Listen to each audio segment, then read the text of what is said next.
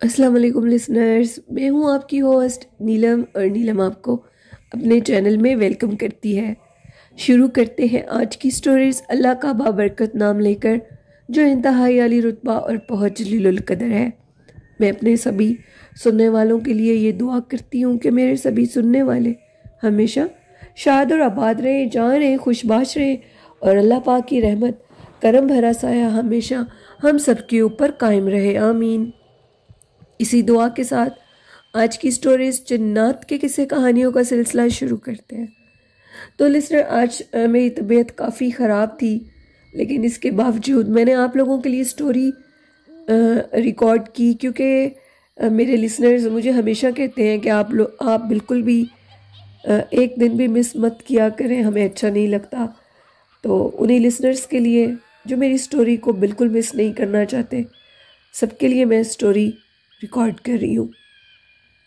तो बढ़ते हैं आज की पहली खौफनाक कहानी की तरफ। आज की पहली खौफनाक कहानी मेरे साथ बिलाल भट्ट ने शेयर की है। बिलाल भट्ट कहते हैं कि मैं लाहौर का रहने वाला हूँ और आपके चैनल की स्टोरीज़ को बहुत दिलचस्पी से सुनता हूँ, और आज पहली दफ़ा आपके साथ एक खौफनाक वाक़या शेयर करने लगा हूँ, जो कि बिल्कुल सच पे मबनी है। ये एक हकीकत है। लोग सुनकर इसके मुतालिक क्या सोचेंगे, मुझे इस चीज़ की फ़िक्र तो नहीं है, लेकिन मेरे अब्बू की ज़िंदगी का ये एक नाकाबिले फरामोश वाक़या है। मेरे वालिद शिकार करने के बहुत शौकीन थे, और पहले वक्तों की बात है, अब्बू के पास मोटरसाइकिल हुआ करता था। काफ़ी हैवी बाइक पर वो शिकार करने के लिए जाया करते थे। उनके साथ उनके दो दोस्त होते थे, जो कि सारे अपनी अपनी बाइक्स पे होते थे। एक दफ़ा मेरे अब्बू कहते हैं कि हम लोग मरी हिल्स वाली साइड पर गए हुए थे, और उधर हम लोगों ने पहली दफ़ा प्लान बनाया कि हम लोग शिकार करेंगे।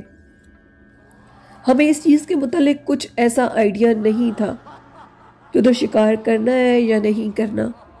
हम लोग सब, आज तक अब्बू जी कहते हैं कि हमें याद है कि हम सब मोटरसाइकिल पर गए। वहाँ पर जाने के बाद हम सब लोगों ने शिकार किया। शिकार करने के बाद सारा हम लोगों का काम मुकम्मल हुआ।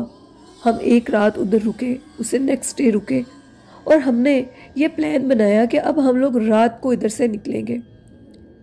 हमें नहीं पता था कि अब हमारे साथ ऐसा क्या होगा जो कि बहुत अजीबो गरीब होगा। तो अब्बू के दोस्त वो सब घर वापसी के लिए आने लगे, यानी लाहौर के लिए। तो वो जिस रास्ते पर गए वो बिल्कुल मुकम्मल तौर पर ब्लैंक हो गए, उनको रास्ता भूल गया। वो एक गलत ट्रैक की तरफ चले गए, और जिस ट्रैक की तरफ वो लोग गए वो जगह बिल्कुल भी ठीक नहीं थी। उनका एक दोस्त था, अब्बू कहते हैं कि उसको कुछ लगा कि ये रास्ता ठीक नहीं है, तो उन्होंने उस रास्ते से जाने पर उनको मना किया। बिलाल बताते हैं कि अब्बू ने कहा कि रास्ता ठीक है, हमें इधर से जाना चाहिए, मौसम बहुत ख़राब है और कोई भी ऐसी जगह नहीं है जहाँ पर हम लोग रुक सकें, इसलिए हमें इसी ट्रैक से जाना चाहिए। हम लोग चले गए, और जैसे ही हम लोग उस ट्रैक पर गए तो अचानक से हमें दूर काफ़ी लाइटिंग नज़र आई। हम लोगों ने शुक्र अदा किया। अब्बू कहते हैं हम लोगों ने मोटरसाइकिल और तेज़ की और कहा कि रात इधर ही गुजारेंगे, आगे बहुत ज़्यादा सफ़र कर चुके हैं जो कि गलत रास्ता था, अब रात इधर ही गुजार कर जाएंगे।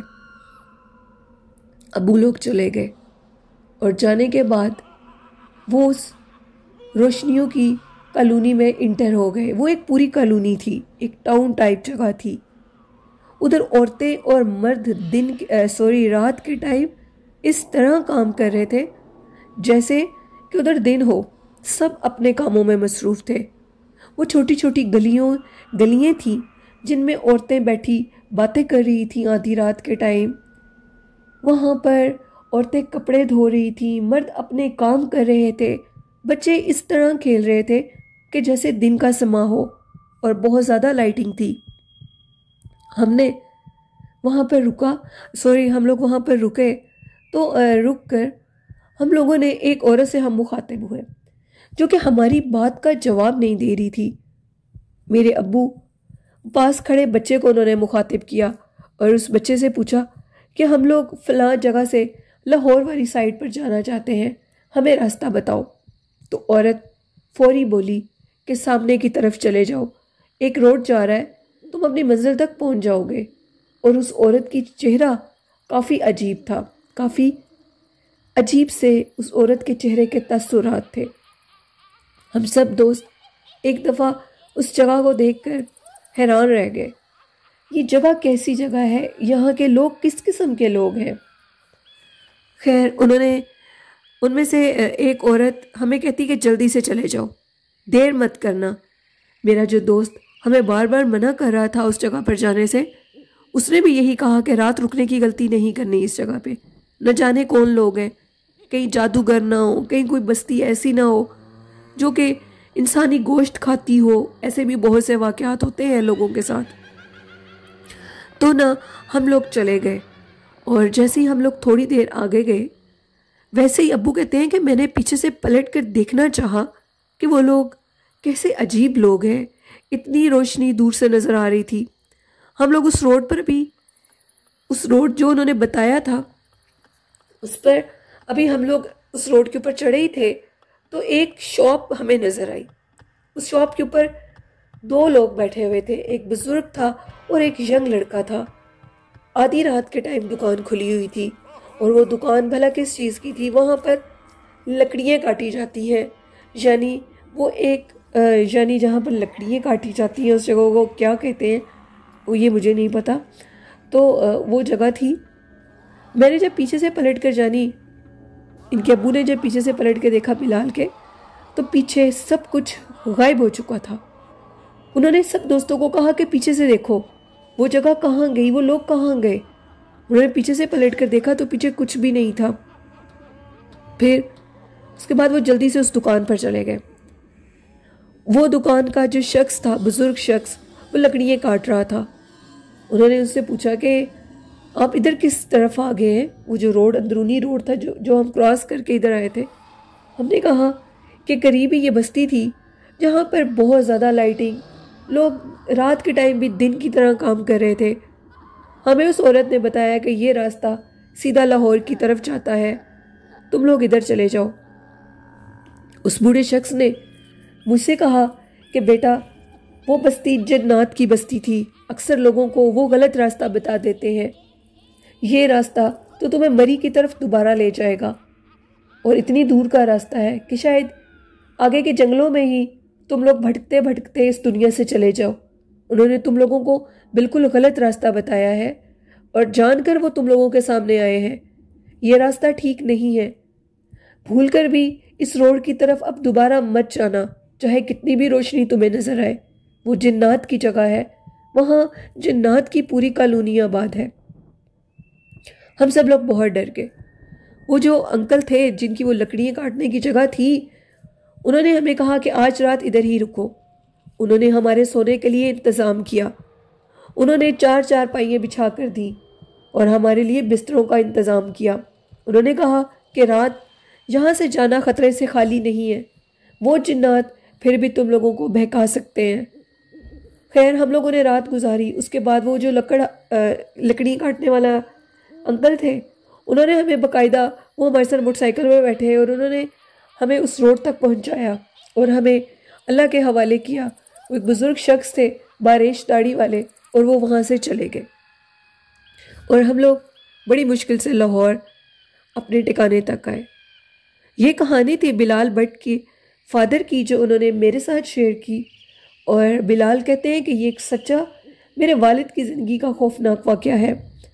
और वो कहते हैं कि ऐसी जगहों पे, सुनसान जगहों पे जिन्नात बिल्कुल रहते हैं, क्योंकि जिन्नात का जो मेन ठिकाना है वो सुनसान जगह ही होती है। तो प्लीज़ आप सब लोग जब भी किसी ऐसी जगह पर जाएं, रात के टाइम ऐसी कोई जगह देखें तो उधर मत रुके, उनसे मत हम कलाम हो। ये एक मैसेज था बिलाल का। बढ़ते हैं आज के दूसरी खौफनाक कहानी की तरफ। आज की दूसरी खौफनाक कहानी मेरे साथ सादिया ने कराची से शेयर की है। सादिया कहती है कि मैं आपकी स्टोरीज़ डेली सुनती हूँ और आप जो वाक़यात सुनाती हैं घर से रिलेटेड, वो बिल्कुल हकीकत होते हैं। ऐसे बहुत से घर होते हैं जो कि मनहूस होते हैं, जो कि मनहूस तरीक़ों पे बने हुए होते हैं। उन पे लोगों के साथ ऐसे खौफनाक वाक़यात पेश आना कोई अनहोनी बात नहीं है। कुछ लोग आंखों से देखकर भी ऐसी जगहों पर रहते हैं, सिर्फ इसलिए कि हम लोग बार बार घर शिफ्ट नहीं कर सकते। हम लोगों के घर के साथ एक घर था जो कि निहायत मनहूस तरीक़ों पर बना हुआ था। उस घर में जिन्नात भी थे। उधर जो फैमिली आकर ठहरी, चंद रोज़ में ही उनके फादर की डेथ हो गई और उनके घर में अजीबोगरीब वाक़यात पेश आने लगे। कभी घर की कोई चीज़ टूट जाती, कभी घर की कोई चीज़ टूट जाती। उन्होंने बाकायदा हमें बुलाया और हमसे पूछा, लेकिन हम लोगों ने उनको बताने से इनकार कर दिया। उसकी मेन वजह सादिया कहती है ये थी कि अगर हम बता दें और वो लोग मालिक मकान से जाकर लड़ाई करने लग जाएं तो फिर मोहल्ले में नाम ख़राब होता है। हमने उन लोगों को कहा कि अगर आपको ये जगह ठीक नहीं लगती तो आप इस घर को छोड़ दें, और चंद ही रोज़ में वो लोग उस घर को छोड़कर चले गए। उधर एक आंटी थी जो उस घर में आई थी। वो ये बताती थी कि एक बिल्ली नुमा मखलूक है जो कि हाइट में किसी कुत्ते की तरह उसकी शबाहत है, यानी डॉग की तरह। हाइट उसकी डॉग की तरह है और उसकी शक्ल बिल्ली की तरह है, और वो सीढ़ियों से नीचे उतर के आती है और सामने आकर बैठ जाती है। उसको जितना मारो, उसको जितना भगाओ, वो भागती नहीं है। वो आंटी कहती है कि इवन कि हमने ये चीज़ देख ली कि वो हाइट में भी नॉर्मल नहीं है। हम ये चीज़ जान चुके थे कि ये जगह ठीक नहीं है। हम लोग उसको देख कर डर जाते थे।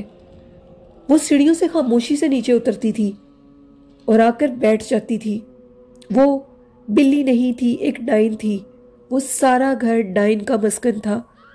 सादिया कहती है कि जब वो लोग कहते थे, वो आंटी हमें मिलकर गई दोबारा और उन्होंने हमें बताया कि उनके बेटे ने देखा जब वो लोग सामान उठाकर जा रहे थे तो सामने एक सुनसान वैरान घर से एक बहुत बड़े मुंह वाला बिल्ला निकला, और वो बिल्ला हमारे घर के अंदर गेट में एंटर हुआ और हमारे जाते हुए सामान को इस तरह देख रहा था कि जैसे कोई इंसान देख रहा हो। वो देखने के बाद वो फिर उसी सुनसान वैरान घर के अंदर चला गया।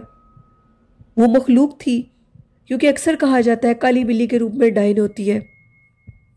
वो डाइन, वो बिल्ला, वो जो भी चीज़ थी, वो वहाँ से हमें देखकर अंदर की तरफ गया। तो उसके बाद मेरे बेटे को करीबी मस्जिद से एक मस्जिद इमाम की कॉल आई। वो मस्जिद इमाम मेरे बेटे के दोस्त बन गए थे उन 5-6 दिनों में, क्योंकि मेरा बेटा रेगुलर नमाज पढ़ने के लिए जाता था। उन्होंने उनसे पूछा कि जो घर आप खाली करके आए हैं, क्या वो घर दोबारा रेंट आउट होगा और आपने वो घर क्यों छोड़ा है? तो उन्होंने बताया कि हमें वो घर सूट नहीं किया और इसलिए हम लोगों ने छोड़ दिया। मौलवी साहब ने उनसे सच्ची वजह पूछी तो उन्होंने बताया कि मेरी वालदा काफ़ी इबादत गुजार खातून है, उनको पता लग गया था कि उस घर में कुछ जिन्नात हैं, तो हमने उस घर को छोड़ दिया। तो मौलवी साहब ने आगे से उनको ये कहा कि जब मैं तुम लोगों के घर में तुम्हारे वालिद के ख़त्म पर आया था, मैंने कदम ही रखा था तो मैं ये जान चुका था कि वो घर असेब सदा है। उस घर में मुसलमान नहीं रह सकते। उस घर में हिंदू जिन्नात का ठिकाना था और वो लोग तुम लोगों की इबादत को बर्दाश्त नहीं कर सकते थे, इसीलिए तुम लोगों की चीज़ों का नुकसान होता था। अच्छा किया कि तुम लोगों ने उस घर को छोड़ दिया। अक्सर लोग मेरे से इस घर के मुतालिक पूछते हैं, तो मैं उनको ज़रूर बताऊंगा कि इस घर को कभी भी रेंट पर मत लें। तो लिसनर, ये थी सादिया की कहानी। ये बिल्कुल हकीकत है। कुछ घर इतने नहूस होते हैं, मौत का वक्त तो बरहक है, लेकिन उन घरों में मरने वालों की जो हालत होती है वो कुछ दिन पहले ऐसे हो जाती है जैसे वो पहले नहीं होते थे। उनकी कंडीशन बदल जाती है। कुछ घर नहूस तरीक़ों पे बने होते हैं और उनमें जिन्नात भी होते हैं। तो आप जिस भी घर को रेंट पर लेना चाहें या सेल करना चाहें, ख़रीदना चाहें, तो आप उस घर के अंदर जब इंटर होते हैं, सारे रास्ते आयतल कुर्सी और दुरूद शरीफ पढ़ते जाएं। जैसे ही आप अंदर जाएंगे, अगर उस घर में कुछ ऐसी वैसी मखलूक है तो वो आपके सारी बॉडी के ऊपर अजीब सा वज़न डाल देंगे, या आपके कंधों के ऊपर, या आपका सर पकड़ा जाएगा, या आपके कान बंद हो जाएंगे। इस तरह आप ये जान सकते हैं अल्लाह की तरफ से कि उस घर में कोई चीज़ है या नहीं। और लिसनर्स, ये थी आज की खौफनाक कहानियाँ। आप लोगों को कैसी लगी है अपना फीडबैक ज़रूर दीजिएगा। और इसी के साथ अच्छा मैसेज ये देना चाहूँगी कि अपने वालिदैन की खिदमत करें, इज़्ज़त करें, तहारत की हालत में रहें, और मुझे अपनी दुआओं में याद रखिएगा और मेरी वालदा को भी। और आप भी अपना और अपने वालिदैन का ख्याल रखिएगा। अल्लाह हाफिज़, अल्लाह निगहबान।